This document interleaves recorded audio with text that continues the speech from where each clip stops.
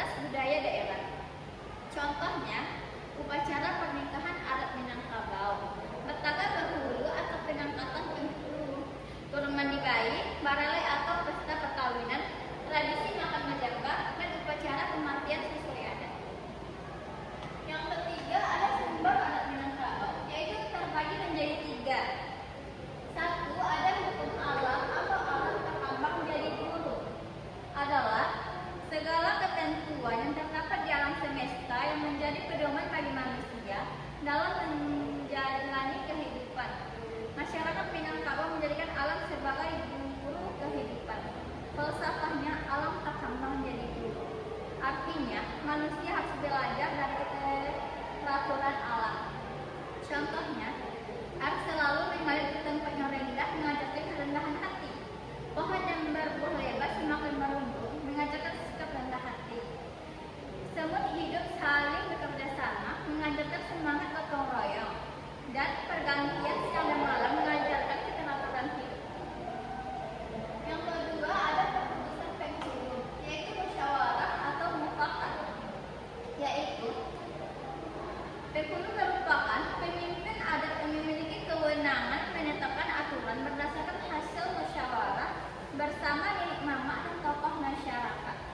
Keputusan penghulu bertujuan menjaga ketertiban, keadilan, dan kesejahteraan masyarakat. Yaitu ada bentuk keputusan penghulu.